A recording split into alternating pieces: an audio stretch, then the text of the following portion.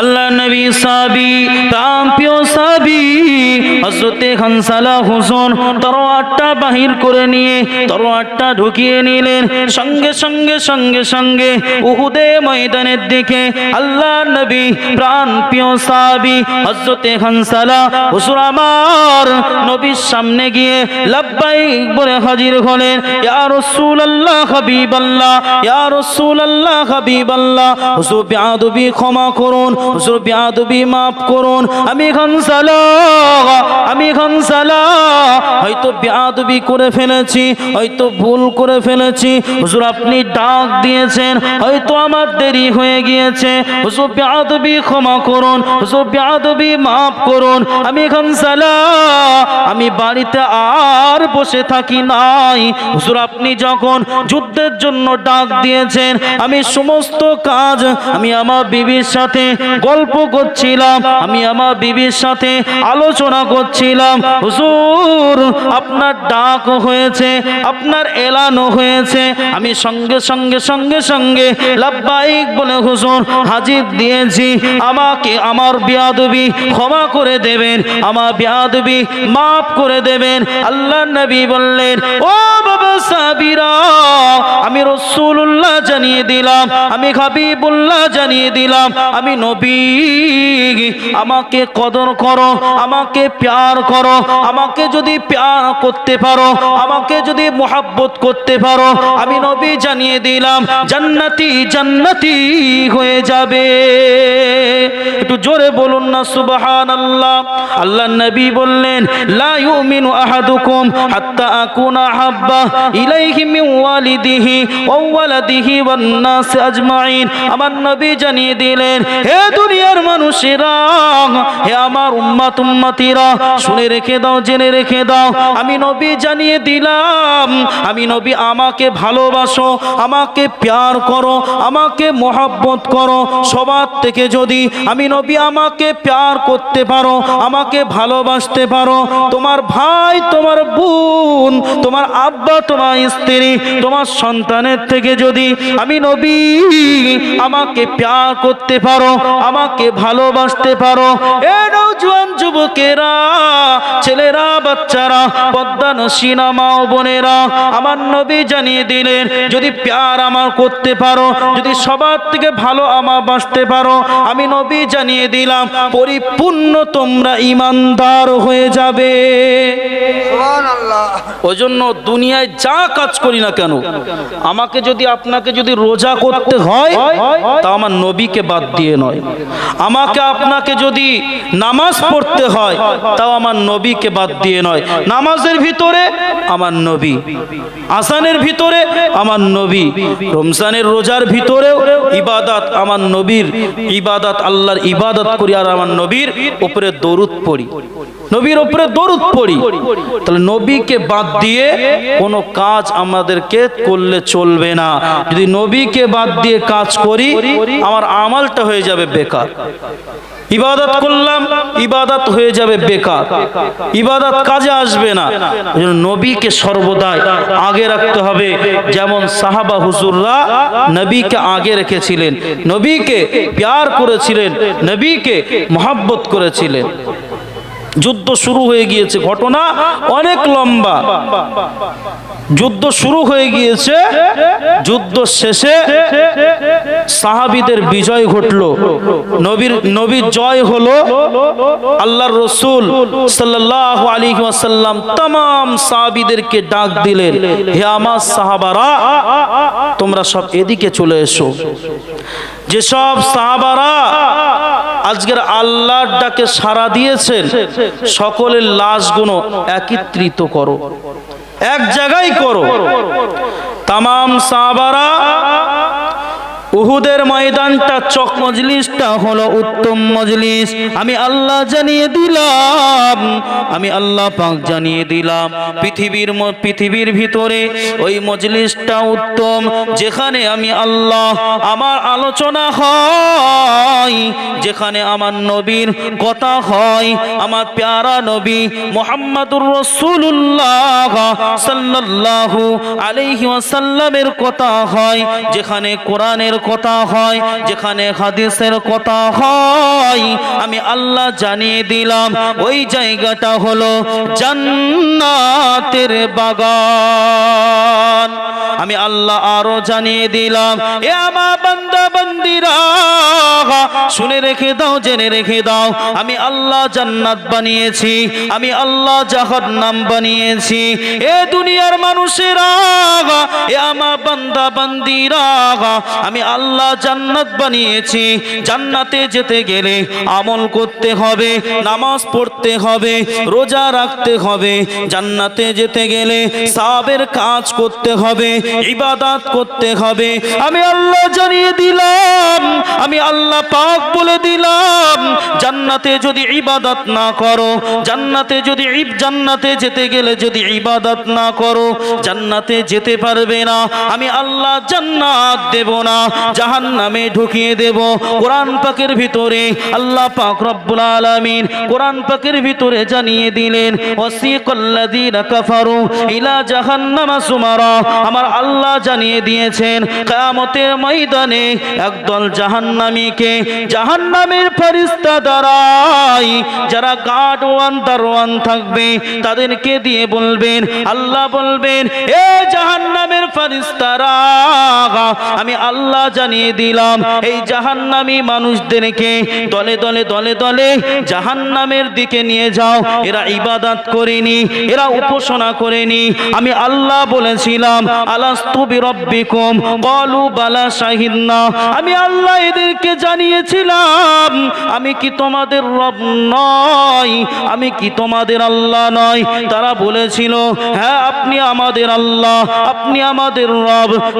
তারা আমার কাছে শপথ করে এসেছিল, কিন্তু দুনিয়াতে গিয়ে তারা আর আমার ইবাদত করেনি, আর আমার উপাসনা করেনি। এ নওজোয়ান যুবকেরা, ছেলেরা, বাচ্চারা, পদ্মানসীনা মা ও বোনেরা, আমার আল্লাহ বলবেন, এরা ইবাদত করেনি, এরা বন্দেগী করেনি, আমার জিকির করেনি। আজকের এদেরকে জাহান্নামের দিকে ঠেলে দাও, আজকের এদেরকে জাহান্নামের দিকে ঠেলে দাও। এরা জান্নাতে যেতে পারবে না। জান্নাতে যেতে গেলে দুনিয়ায় আল্লাহ পাঠিয়েছেন পরীক্ষার জন্য। কিসের জন্য? পরীক্ষার জন্য। আমরা এখানে এসেছি পরীক্ষা দিতে। যেরকম মনে করুন, স্কুলে প্রত্যেক বছরের ইংরাজি মাসের শেষ মাসের আগে আগে প্রত্যেক স্কুলে পরীক্ষা হয়। বাচ্চাদের বলুন, প্রত্যেক স্কুলে, মাদ্রাসায়, সমস্ত জায়গায় পরীক্ষা হয়।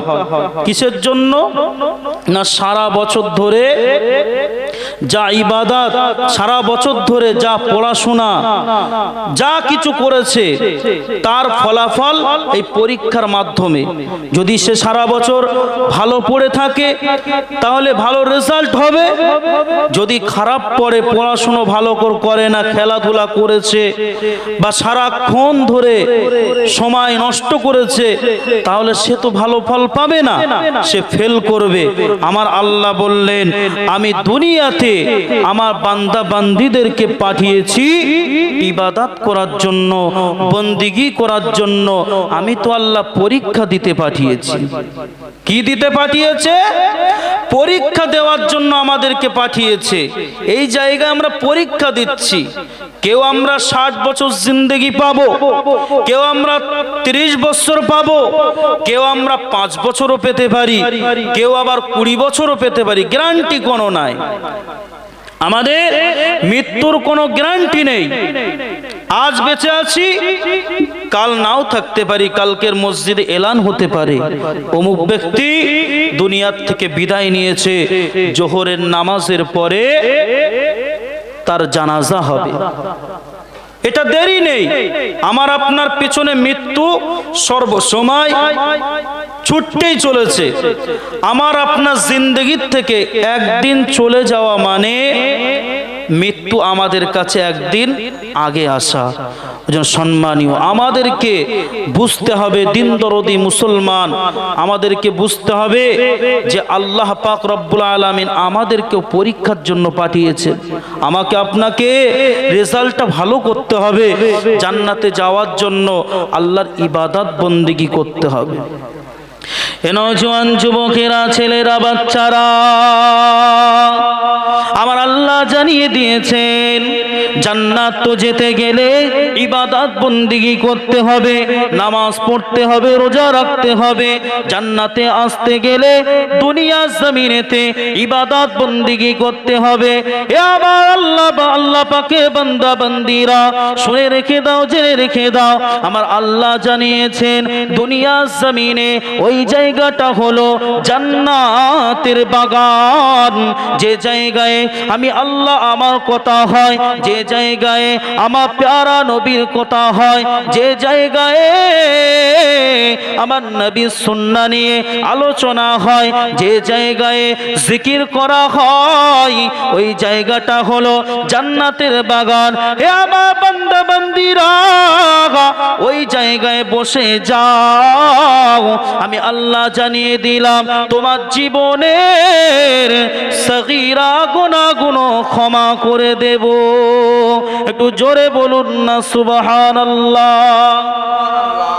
আমার আল্লাহ বললেন এই জায়গায়, এই আজকের যে দাঁড়িয়ালায় যে জলসার মাহফিলটা সাজানো হয়েছে, এটা হলো জান্নাতের বাগান। আমার আল্লাহ বলেছেন যে এই জায়গায় আমরা যতক্ষণ বসে থাকবো আমাদের গোনায় সগীরা গুনাহ আল্লাহ পাক ঝরিয়ে দেবেন। জোরে বলুন সুবহানাল্লাহ। আজকে তাম পৃথিবীর দিকে লক্ষ্য করে দেখুন যে মুসলমান কতটা অত্যাচার, লাঞ্ছিত, বঞ্চিত। আমরা শুনতে পাচ্ছিলাম বছর 7 আগে অন্য অন্য দেশে নবীকে নিয়ে কটূক্তি করত, কোরআনকে নিয়ে কটূক্তি করত। বছর 4-5 আগে দেখতে পেলাম আমার দেশে, ভারতবর্ষের জমিনেতে অন্য অন্য রাজ্যে নবীকে নিয়ে, কোরআনকে নিয়ে কটূক্তি করতে শুরু করেছিল।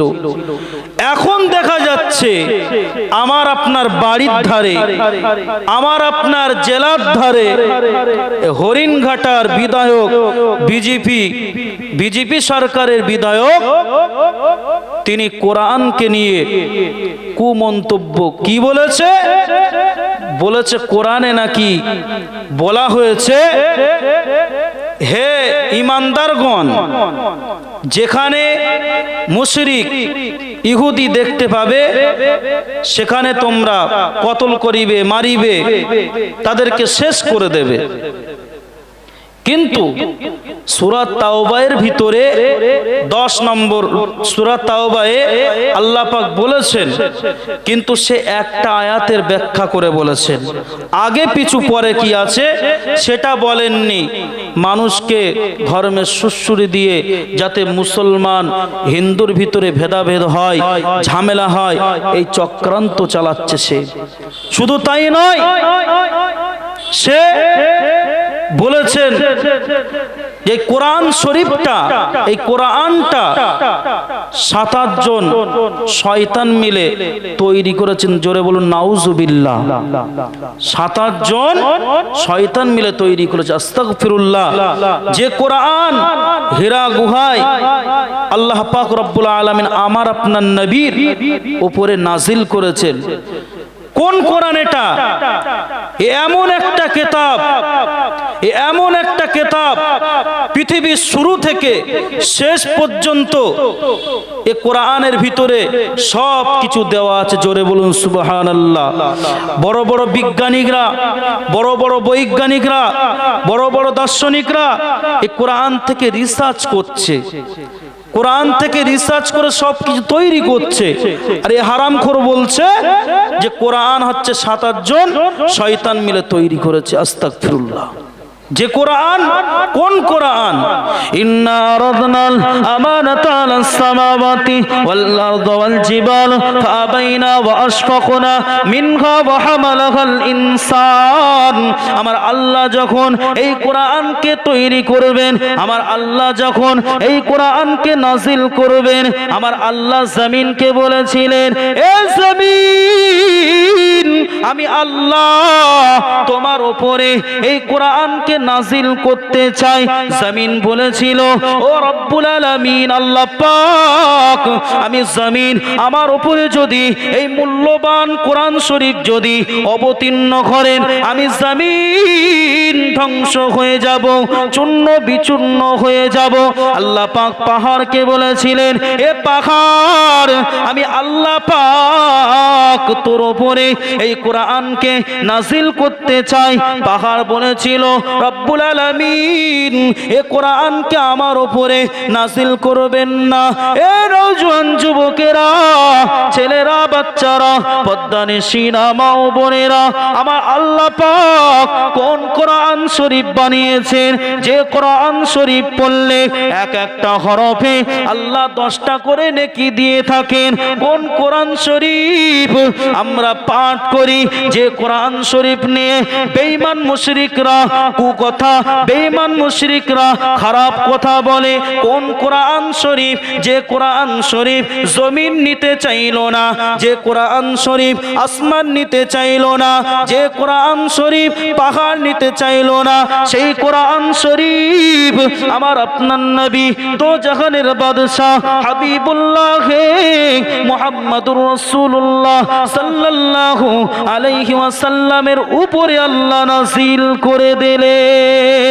একটু জোরে বলুন না সুবহানাল্লাহ। কোন কোরআন শরীফ? আজকের কোরআনকে নিয়ে বাজে মন্তব্য একেবারে শুনলে সত্যি চোখ দিয়ে যখন শুনছি অজরে পানি পড়ছে টপকে টপকে, যে আল্লাহ, কোন দুনিয়ায় আমরা বাস করছি। আজ আমার রাজ্যে, আমার পাশের জেলায় এরকম মন্তব্য করছে, আমি গিয়ে কিছু করতে পারছি না, আমি গিয়ে কিছু করতে পারছি না। কিন্তু সাহাবাদের জামানায় যদি এইরকম হতো, সাহাবারা কান্নার রোল পড়ে যেত। কোরআন নিয়ে কটূক্তি, নবী নিয়ে কটূক্তি, সাহাবীদের কান্নার রোল পড়ে যেত।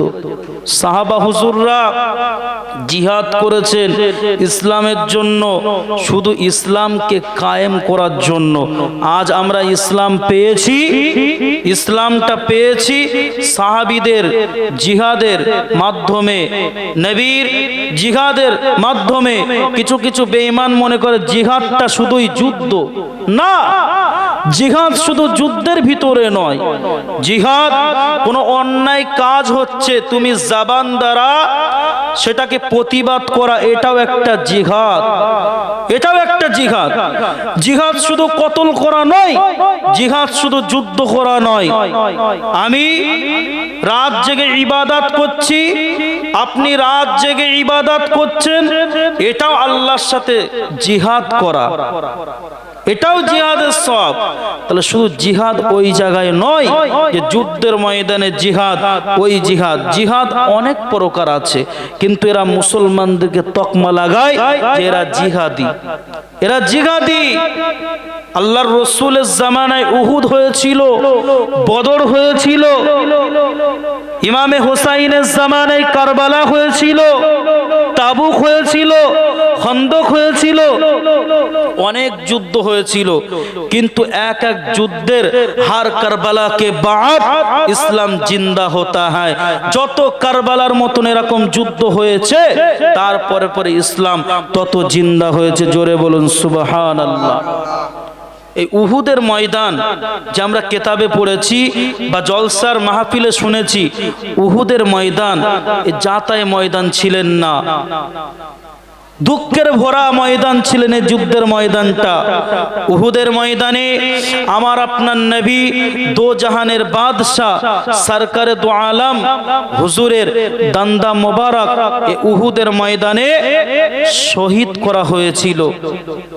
শহীদ করা হয়েছিল উহুদের ময়দানে। শুধু তাই নয়, এ উহুদের ময়দানে আল্লাহর নবী প্রাণ প্রিয় চাচাজি হযরত আমির হামজা হুজুরকে নির্মমভাবে শহীদ করা হয়েছিল। হযরত হানজালা রাদিয়াল্লাহু তাআলা আনহুকে শহীদ করা হয়েছিল। কোন হানজালা? কোন হানজালা? এখন যদি দুনিয়ায় আমাদেরকে বলা হয় নতুন বিবাহ করেছে ছেলে, একদিন হয়েছে, যদি বলা হয় যে যাও কালকে নবীর জন্য তোমাকে জিহাদ করতে হবে, আমার আপনার ঘরের বউ বলবে, মা বলবে না যাওয়া হবে না। আমার ছেলে নতুন বিয়ে করেছে, এখন শয়তান দাগা দিতে পারে, এর পেছনে শয়তান লাগতে পারে, একে যেতে দেওয়া যাবে না। ডাইরেক্ট বলে দেবে যে যাওয়া হবে না, কোচি তোমাকে যেতে হবে না, জিহাদ তোমাকে করতে হবে না। অনেক লোক আছে জিহাদ করার, অনেক লোক আছে, তোমাকে জিহাদ করতে হবে না। কিন্তু আল্লাহর রসুলের প্রাণ প্রিয় সাহাবা হযরত হানজালা রাদিয়াল্লাহু তাআলা আনহু নতুন বিবাহ করেছেন।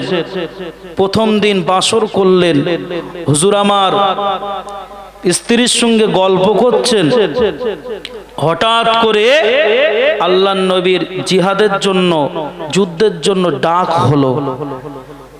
এ কথাটা হযরত হানজালা হুজুরের কানে পৌঁছে গেল যে নবী যুদ্ধের জন্য ডেকেছেন, সাহাবা হুজুরদের ডেকেছেন, আমি হানজালা আমাকে ডেকেছে। হযরত হানজালা হুজুর আর বাড়িতে বসে থাকলেন না, বিবিকে বলছে আমাকে ছেড়ে দাও, আমাকে যুদ্ধের ময়দানে যেতে হবে। জোরে বলুন সুবহানাল্লাহ। এ নওজোয়ান যুবকেরা, ছেলেরা, বাচ্চারা, আল্লাহ নবী প্রাণ প্রিয় সাহাবী হযরত হানজালা রাদিয়াল্লাহু তাআলা আনহু হুজুর আমার নতুন বিবাহ করেছেন, হুজুর আমার নতুন বিবাহ করেছেন। রাত পার হয়ে গিয়েছে, সকালবেলা হুজুর বসে আছেন, সকালবেলা হুজুর বসে আছেন, হঠাৎ করে নবীর আওয়াজ এসে গেল, এ হানজালা, এ হানজালা, আল্লাহর রাসূল ডেকেছেন, যুদ্ধের জন্য ডেকেছেন, যুদ্ধের জন্য ডেকেছেন। হযরত হানজালা হুজুর চিন্তায় পড়ে গেলেন, হুজুর আমার চিন্তায় পড়ে গেলেন, হুজুর আমার হুজুরের ডাক হয়ে গিয়েছে, নবীর ডাক হয়ে গিয়েছে। আমি হানজালা যদি বিরতি করে ফেলি, আমি হানজালা যদি দেরি করে ফেলি, আমার নবীর সাথে বেয়াদবি হবে, আমার নবীর সাথে বেয়াদবি হবে। আমি হানজালা কাল কিয়ামতের ময়দানে জবাব দিতে পারবো না। আমার আল্লাহ যদি জিজ্ঞাসা করে, এ হানজালা, আমার নবী প্রাণ প্রিয় নবী তোমাকে ডাক দিয়েছিল যুদ্ধের জন্য, কেন দেরি করলে, কেন দেরি করে ফেললে? হানজালা হুজুর বলছে, আমার আল্লাহ যদি জবাব চাই আমি জবাব দিতে পারবো না, আমি জবাব দিতে পারবো না।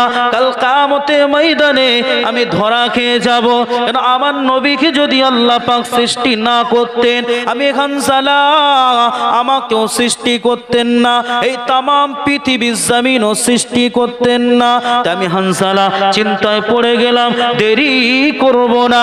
এ আমার বিবি, আমাকে ছেড়ে দাও, ছেড়ে দাও, আমাকে যুদ্ধের ময়দানে যেতে হবে, নবীর সামনে গিয়ে লাব্বাইক বলে হাসির দিতে হবে। হযরত হানজালা হুজুর বাড়ি থেকে বাইর হওয়ার সময় বিবি বললেন, বিবি বললেন, ও আমার স্বামী, গোসলটা করে যাও, নাপাক অবস্থায় যুদ্ধের ময়দানে যাবে না। হযরত হানজালা হুজুর বললেন, যুদ্ধের ময়দানে যেতে হবে, নবী আমার ডাক দিয়েছেন, আমাকে এখনই যেতে হবে। আমি যদি না যাই, আমি যদি না যাই, আমার নবীর কাছে, আমার নবীর কাছে মুখ আমি দেখাতে পারবো না। কাল কিয়ামতের ময়দানে, কাল কিয়ামতের ময়দানে আমি আল্লাহর কাছে দাঁড়াতে পারবো না। ও উমামা বিবি আমাকে ছেড়ে দাও, আমাকে ছেড়ে দাও, আমাকে এখনই লাব্বাইক বলে আল্লাহর রাসূলের সামনে গিয়ে হাজির হতে হবে, কেন আমার নবীর ডাক হয়ে গিয়েছে। কোরআন পাকের ভিতরে আল্লাহ জানিয়ে দিয়েছেন আমার নবী যদি ডাক দেয়, এ আমার বান্দা বান্দি তুমি যদি নামাজের ভিতরে থাকো, তুমি যদি নামাজের ভিতরে থাকো, আমার নবীর যদি ডাকও হয়, আমার নবীর যদি আওয়াজও হয়, সঙ্গে সঙ্গে নামাজ ভেঙে দিয়ে আমার নবীর ডাকের আওয়াজ দিয়ে দেবে। একটু জোরে বলুন না সুবহানাল্লাহ। আমার আপনার নবীর এত কদর, এত মর্যাদা আল্লাহ দিয়েছেন, জোরে বলুন সুবহানাল্লাহ। এ মর্যাদা কাউকে দেননি, এ মর্যাদা কাউকে দেননি।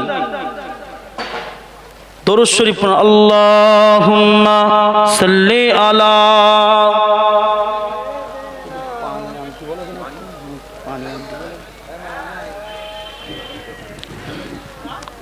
একটু মহব্বতে দরুদ পড়ুন, দরুদ পড়লে আমার আল্লাহ খুশি হন। মহব্বতে দরুদ পড়ুন।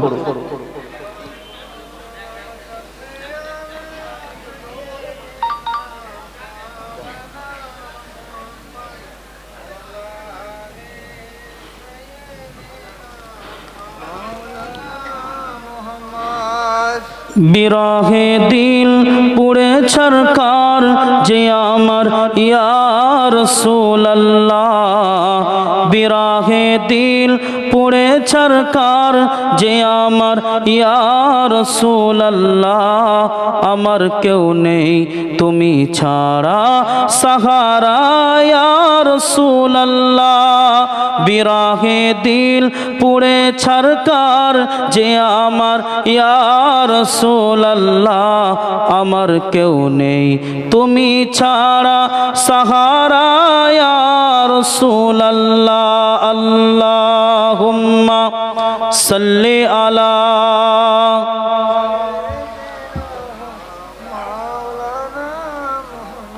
ওয়া আলা আলি সাইয়্যিদিনা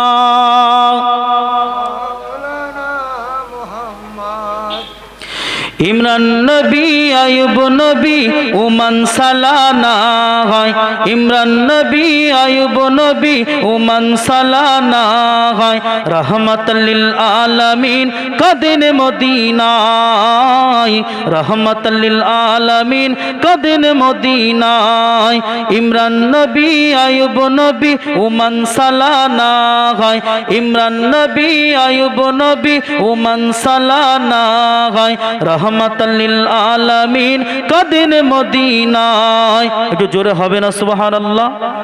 ইমরান নবী আয়ুব নবী উমান সালানা হয়, রহমাতাল লিল আলামিন কাদিন মদিনায়।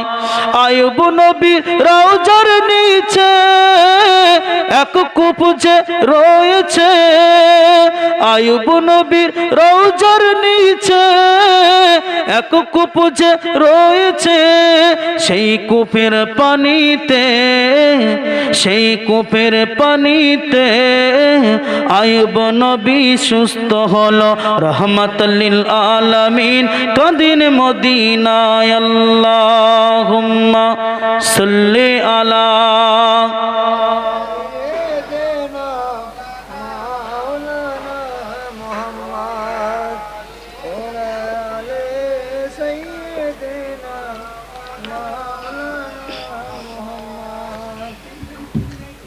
তো যে কথা বলছিলাম, আমার আপনার নবীর মর্যাদা অনেক বেশি।